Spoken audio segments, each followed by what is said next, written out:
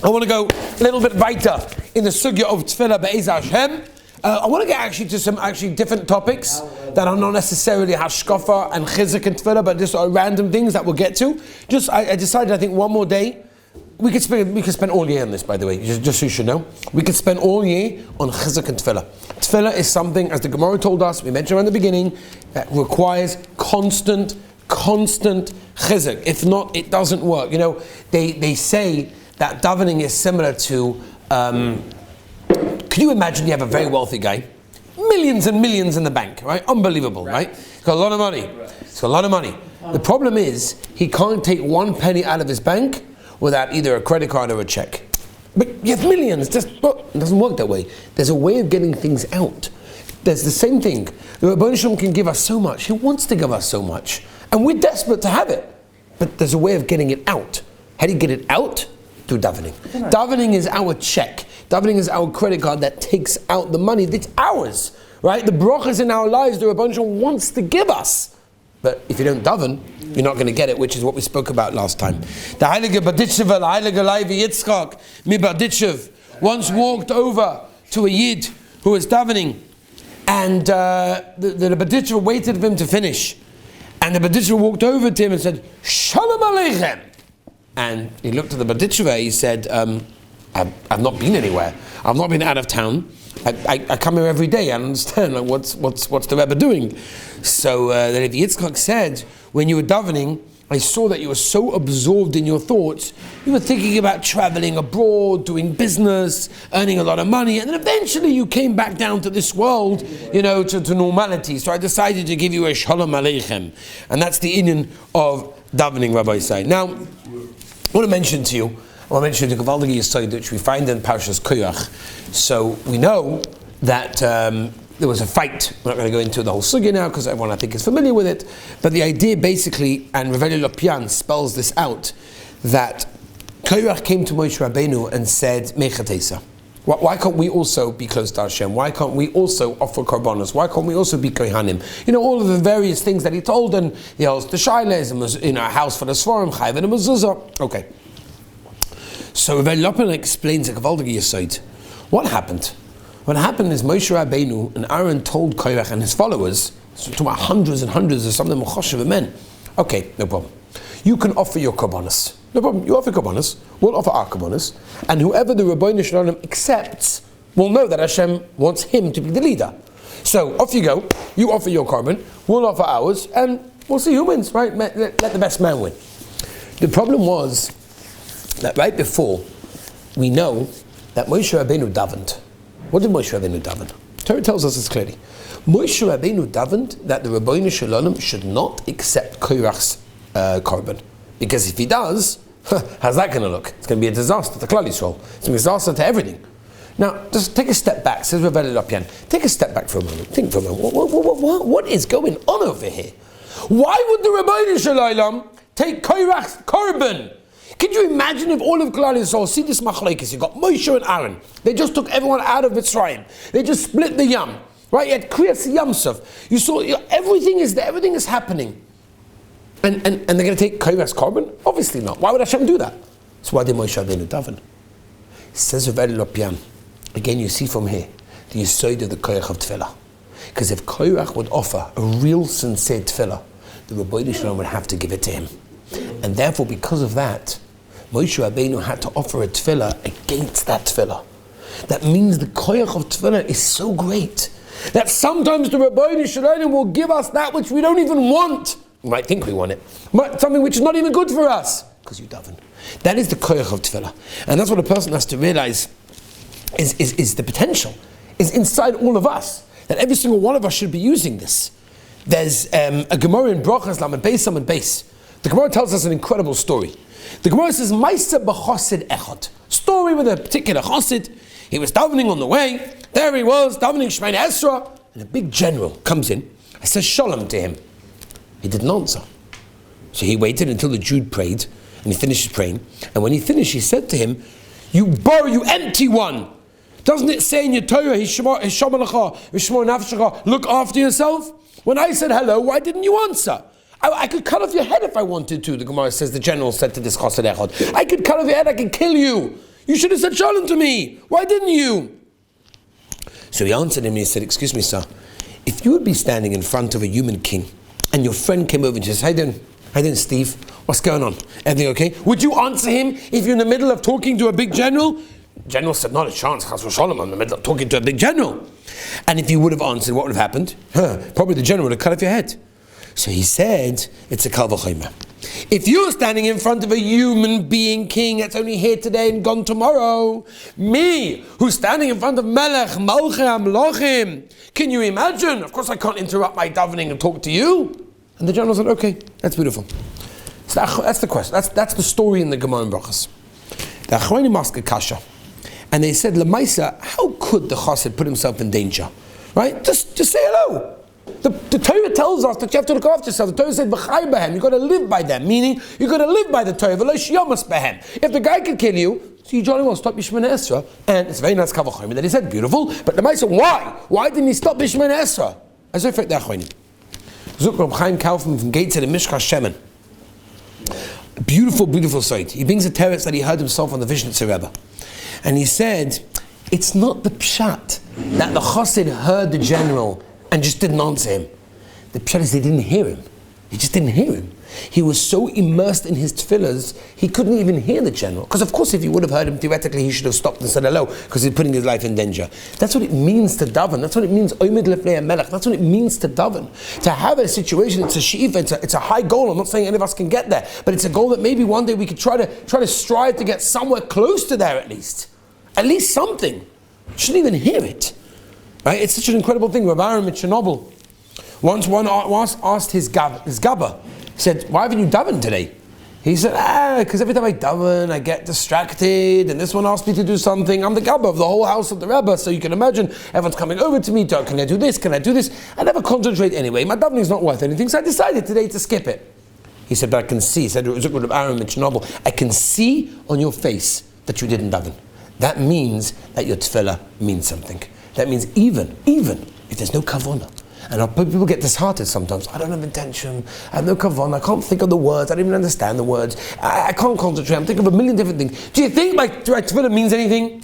Absolutely it does. It makes a big difference between davening or not davening, right? They say a similar story with Mendel and Rimanov, the same thing. An elderly person came to the Rebbe and he said, I want to die because I see no purpose for my life. So he told Mendel and Rimanov, I want to die. What do I do in my life? What do I accomplish anyway? Please, could you do me a favor and help me die? So the Rebbe said to him, tell me something, did you daven Shachris today? So he said, yeah, but like hardly with kavanah. It wasn't really worth much. So the Rebbe disagreed. He said it was worthwhile you living another 70 years just to daven Shemona Esra, even without kavanah.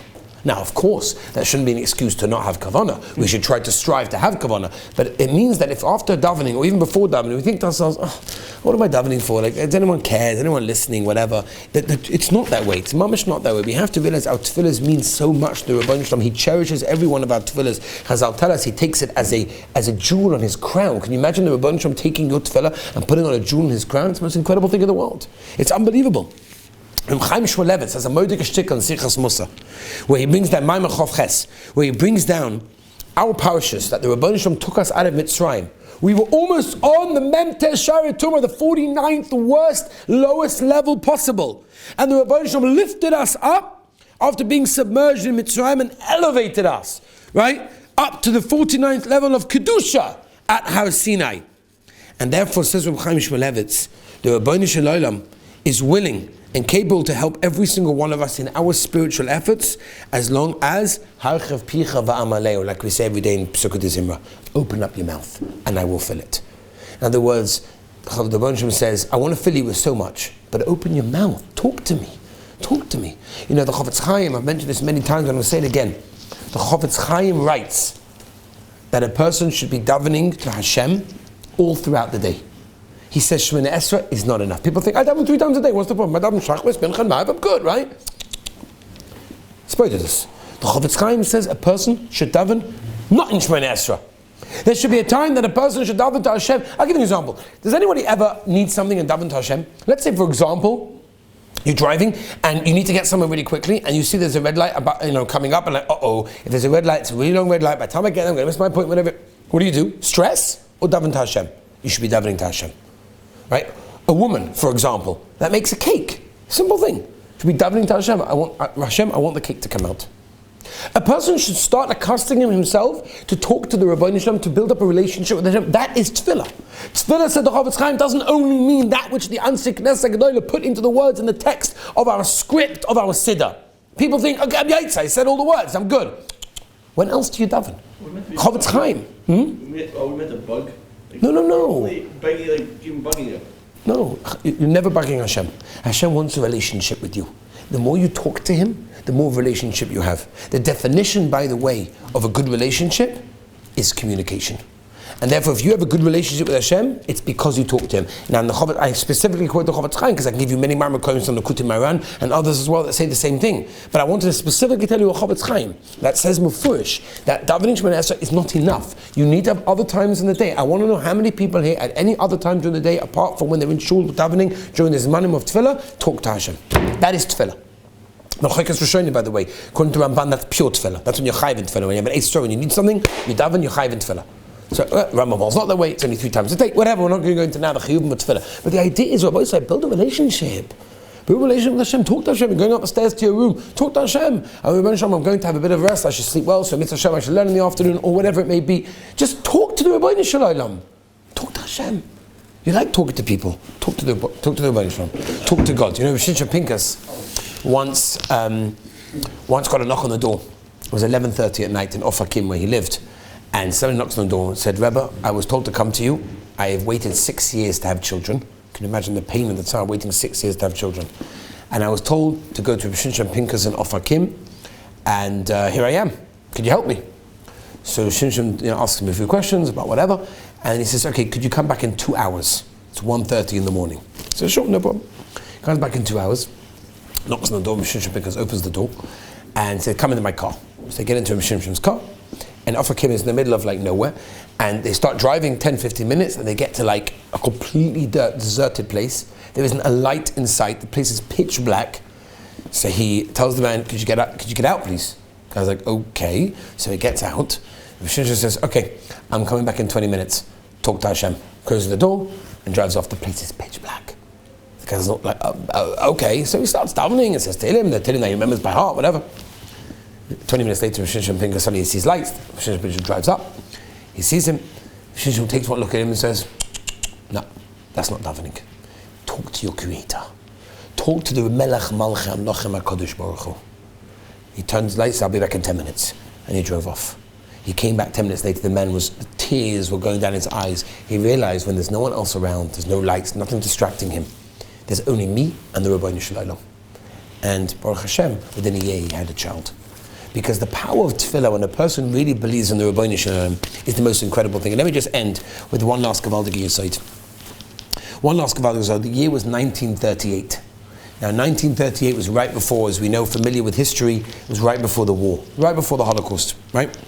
And the Gedolim in Europe had gathered together to figure out, what are we going to do? We're hearing all these rumors, what they're going to do to Jews, what they're going to take them away. Nothing had happened yet, but it was all like in the process. They heard all these rumors. What was going to be?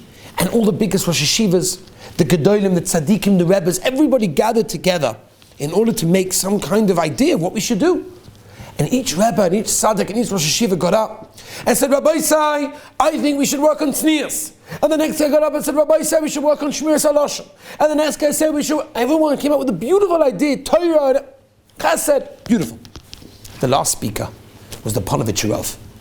The Ponovitch Rav was Rabbi Yosef Shlomo Kahaneman, and he was the last one to address the Olam. And he got up to the podium, said, Rabbi Sai, I'd like to say a story. And he said there was once in a town, in an old shtetl, there was a fire in Rabbi Yossela's home.